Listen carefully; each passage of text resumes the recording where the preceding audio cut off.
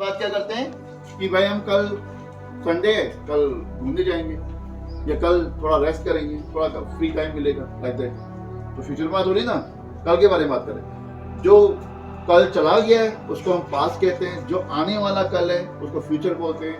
And eight present हम जब we are talking to each other, that means this is a communication of, क्या है, present communication, जो present time में communication कर रहे हैं। ठीक है, समझ में आ रही बात? ओके, अब यही आपको दिमाग में, अपने दिमाग में रखना है बस, ये तीन चीजें हर बार बात करते समय। और ये शुरुआत में आपको डिफिकल्टी आ सकती है इसमें, क्यों? क्योंकि जब तक मैंने बोला ना प्रैक्टिस नहीं होगी तो आपको पता, थोड़ा कंफ्यूजन हो सकती है कि मैं यार किसमें बात कर रही हूँ, कहीं गलत तो नहीं हो रहा है मेरे से। मगर जैसे जैसे प्रैक्टिस करते आओगे आपका माइंड अपने आप ही पता कर लेगा कि ये फ्यूचर में बात हो रही है, तो फ्यूचर वाले से अपने आप निकल आएगा, प्रेजेंट वाले का प्रेजेंट निकल आएगा। ठीक है, एक बहुत इंपॉर्टेंट चीज और समझाता हूँ यहाँ पर कि जैसे मैंने पहले भी बताया होगा शायद ये चीज, जैसे ये हम है, ठीक है, ये हम है, सारा रिलेट हमारे इस बॉडी से। तो हम क्या करते हैं, थिंकिंग करते हैं। क्या करते हैं, क्या करते हैं, थिंकिंग करते हैं ना, सोचते हैं ना, थिंक करते हैं तब तो वर्ड निकलते हैं मुंह से, थिंक वर्ड, ऐसे है ना। आप मोस्टली क्या करते हैं, हम थिंक हिंदी में करते हैं और फिर उसको मुंह से निकालते हैं इंग्लिश में। ऐसे करते हो ना, ऐसे दिमाग में आता है ना, रॉन्ग है। क्या है, रॉन्ग है। ये कोई प्रोसेस नहीं है इंग्लिश बोलने के लिए। क्यों? जब हिंदी में बोलते हो आप तो सोचते हो, तब तो आप थिंकिंग प्रोसेस कर ही नहीं रहे हो। समझ में आ रही है आपको बात? तो थिंकिंग प्रोसेस अगर आप कर रहे हो तो आपको अच्छा क्यों ऐसा हो रहा है, देखो समझो बात, क्यों प्रॉब्लम आ रही है। जब हम थिंक कर रहे हैं हिंदी में एंड उसको मुंह से बोल रहे हैं, इंग्लिश में बोलने की कोशिश कर रहे हैं, तो बीच में हमारे क्या माइंड है ना, माइंड, इस माइंड में क्या होता है, रीड एंड राइट होता है। रीड एंड राइट, जैसे कंप्यूटर के अंदर रीड एंड राइट होता है, ऐसे ही हमारे दिमाग में भी होता है।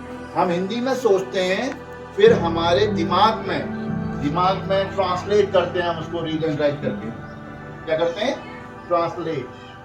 माइंड ट्रांसलेट कर रहा है, फिर मुंह से बोल रहे हैं, तो टाइम लगना है ना, तभी इंग्लिश नहीं बोल पा रहे।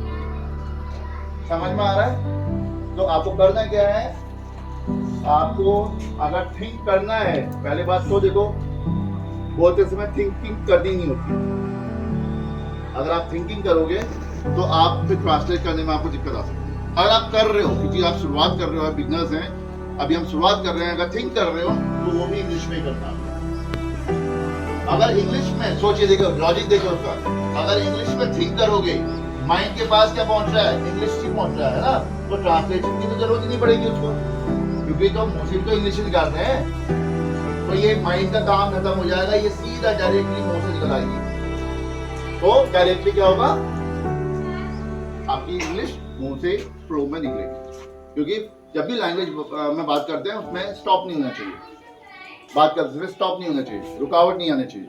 और रुकावट कब आ रही थी, जब हिंदी में हम ट्रांसलेट कर रहे थे उसको, हिंदी में उसको माइंड में सोच रहे थे, फिर उसको ट्रांसलेट कर रहा था माइंड हमारा, फिर मुंह से निकाल रहा था, तो उसमें हमारा टाइम लग जा रहा था और इस पे से हम इंग्लिश नहीं बोल पाते। ठीक है, चलो अब आते हैं, कम टू द पॉइंट्स में आ जाते हैं। अभी हमने लास्ट टाइम हमने प्रेजेंट में बात कर रहे थे, तो प्रेजेंट में सिखाया था कुछ ये, आप प्रेजेंट में देख लीजिए कुछ ये, हमने उसी में आप प्रैक्टिस करेंगे आज। हमने बोला था कि प्रेजेंट के अंदर दो चीजें हमने सिखाई थी, आई के साथ आपको एम लगाना सिखाया था और आई के साथ हैव लगाना सिखाया था। हम जैसे जैसे सेंटेंस करते जाएंगे, उनको प्रैक्टिस करते जाएंगे, हमें वो चीज ऑटोमेटिकली हमारे दिमाग रीड कर देगा। ठीक है, फिर हमें थिंकिंग की जरूरत नहीं पड़ेगी।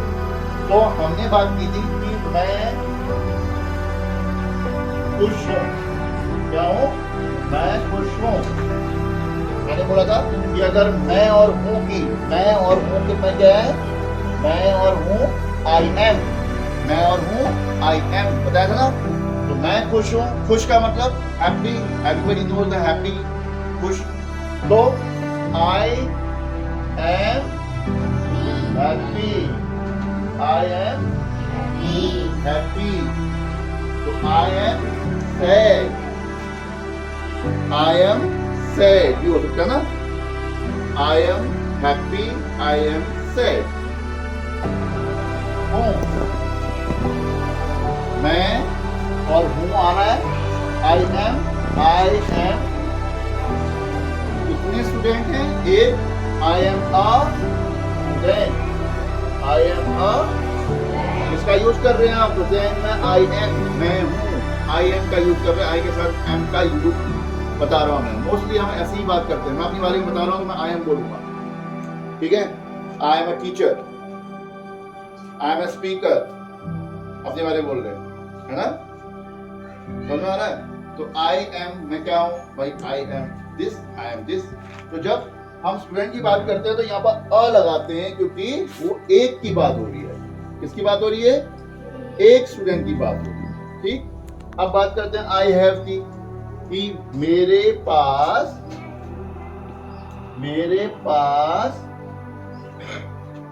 एक किताब है, मेरे पास एक किताब है। तो आई हैव का मतलब है, आई हैव का मतलब मेरे पास, आई का मतलब मेरे, हैव का मतलब पास। इसका मतलब समझ में आ गया, मेरे पास।